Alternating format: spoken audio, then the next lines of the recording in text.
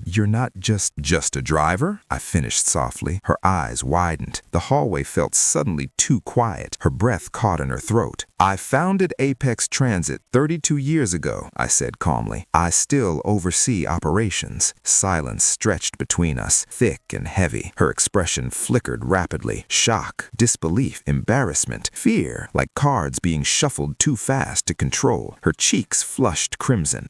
I didn't know," she said weakly. "Daniel never said." "I never asked him to," I replied. "I don't lead with titles." She swallowed hard. Mark cleared his throat gently. "Shall we proceed?" Vanessa nodded stiffly. Her confidence fractured but forced back into place like a cracked mirror. The interview began. I didn't sit on the panel. That was intentional. I observed quietly through the glass conference wall from the adjacent room, listening as the hiring managers asked her about leadership philosophy, ethics, teamwork, long-term vision. At first, she spoke smoothly, polished answers, rehearsed charm. Then came the culture questions. "How do you define respect in a workplace?" one manager asked. Vanessa hesitated just a fraction too long. "I think respect comes from competence and ambition. When people see you're going places, they naturally treat you accordingly." Another manager leaned forward. "And how do you treat employees whose roles are less visible?" She smiled thinly. Well, everyone has a function. As long as they do their job properly, hierarchy keeps things efficient. I watched the room shift subtly. Postures changed. Brows tightened. A third question landed softly but firmly. Can you share a time when you had to show humility or learn from someone you initially underestimated? Her lips parted. No immediate answer came. She stumbled into a vague anecdote about a group project. It rang hollow, avoidant, unconvincing. The panel exchanged brief glances. I felt no triumph, only confirmation. Afterward, as she exited the conference room, her shoulders slumped slightly, exhaustion mingling with dread. She spotted me immediately. Her eyes were glassy. "I'm so sorry," she said quietly as we walked toward the elevator. I never intended to." I raised a hand gently. "You don't owe me apologies, only honesty with yourself and with my son." Her voice trembled. I didn't know who you were." I met her gaze. "That's exactly the point." The ride down felt longer than the ride up. Outside, the sunlight felt harsher, less forgiving. She walked silently beside me to the car, the click of her heels echoing sharply. Halfway home, she finally spoke. "Are they going to hire me?" I kept my eyes on the road. "Your skills are solid," I said carefully. But character weighs more than credential. Her hands clenched in her lap. The rest of the drive passed in heavy silence, and I knew deep down that what awaited at home would be far more difficult than any interview room. The house felt unusually quiet when we pulled into the driveway. The afternoon light filtered through the maple tree, casting slow-moving shadows across the porch. Vanessa lingered in the car for a moment after I turned off the engine, her fingers resting on the door hand as if bracing herself for what waited inside. "Thank you for the ride," she said finally. Her voice was smaller now, less polished. "You're welcome," I replied. She stepped out without another word and went inside ahead of me. Daniel was in the kitchen chopping vegetables for dinner. The steady rhythm of the knife against the cutting board filled the space, grounding, ordinary. He looked up and smiled when he saw us. "How'd it go?" he asked eagerly, wiping his hands on a towel. Vanessa froze near the doorway. I set my keys down slowly. "Why don't you tell him?" I said gently. She swallowed. Her eyes darted between us. I didn't realize your dad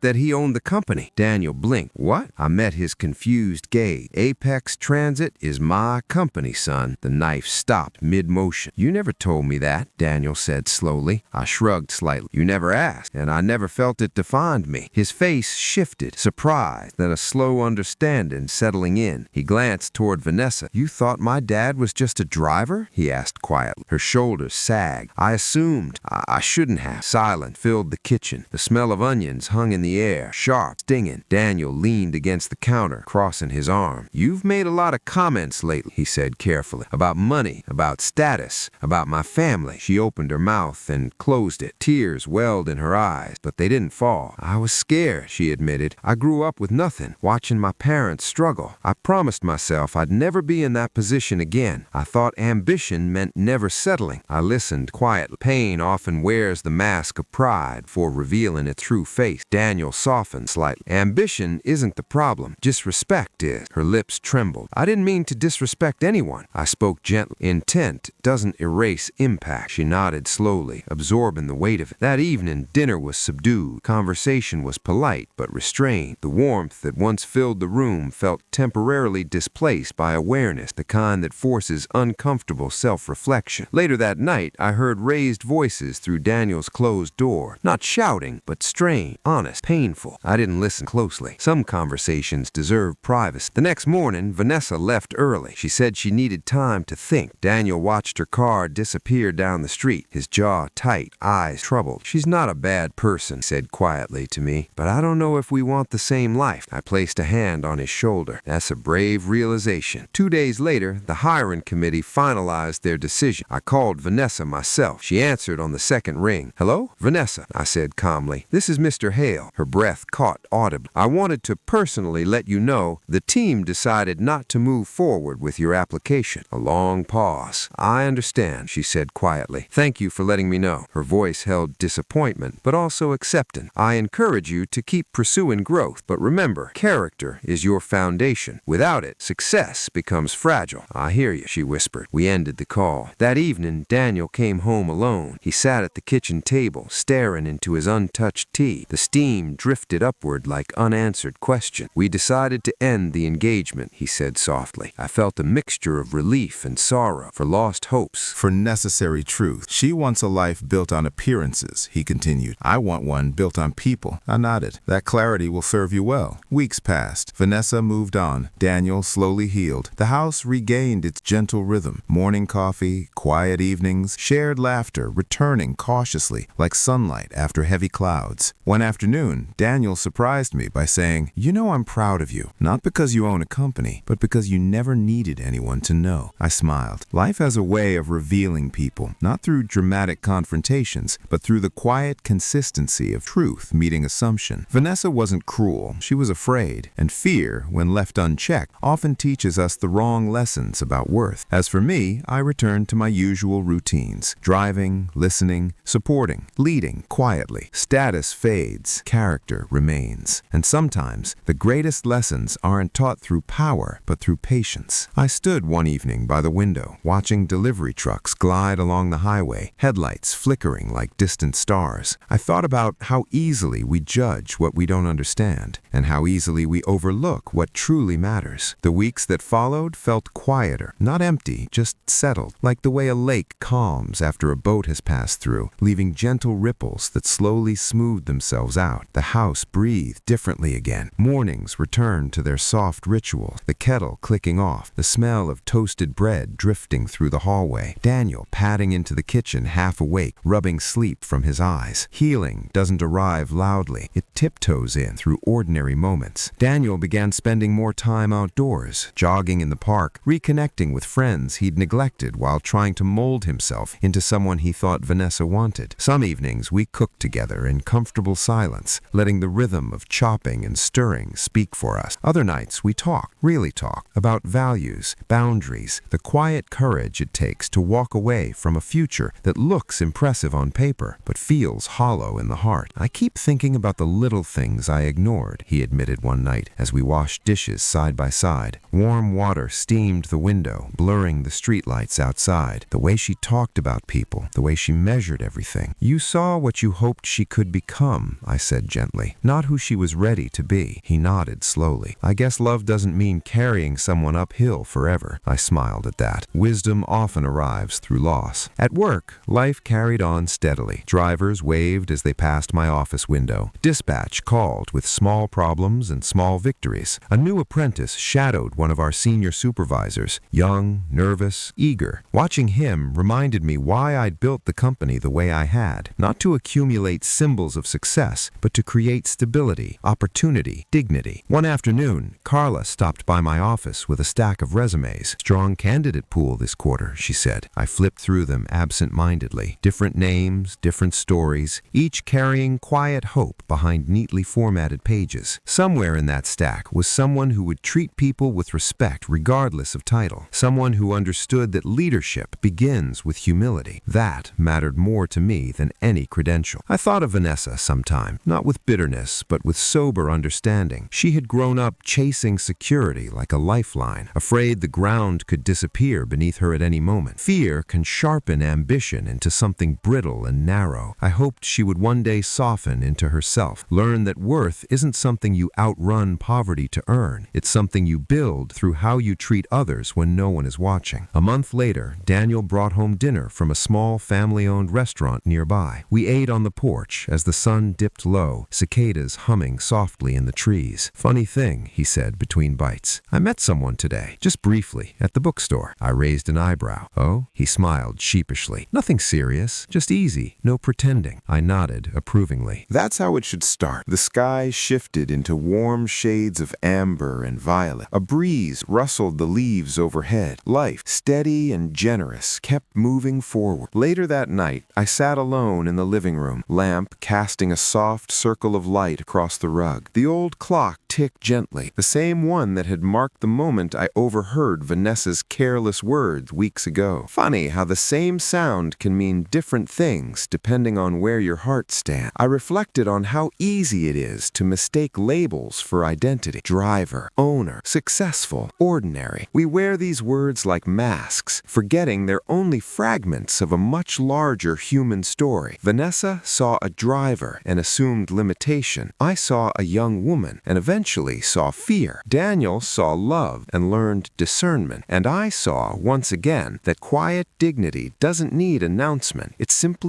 exists. Steady, reliable, patient. If I'd revealed the truth earlier, the outcome might have been louder, more dramatic, but it wouldn't have been more honest. Letting someone reveal themselves in the presence of opportunity tells you far more than correcting them with power ever could. I don't regret staying silent until the right moment, not because it humbled someone, but because it clarified something essential for all of us. Respect shouldn't depend on who owns the building. It should depend on how we treat the people inside it. As I turned off the lamp and headed toward bed, I felt a quiet gratitude for the lesson, uncomfortable as it had been. Life doesn't always protect us from moments that bruise the ego or challenge the heart, but it often gives us exactly the lesson we need, wrapped in unexpected packaging. And sometimes those lessons ripple outward, shaping not just one life, but many. If you were in my place, would you have revealed the truth sooner or waited like I did? I'd love to hear what you think in the comments. And if stories like this resonate with you, quiet stories about dignity, character, and the unseen strength in ordinary lives, consider subscribing or supporting the channel so more voices like this can be shared. Thank you for listening.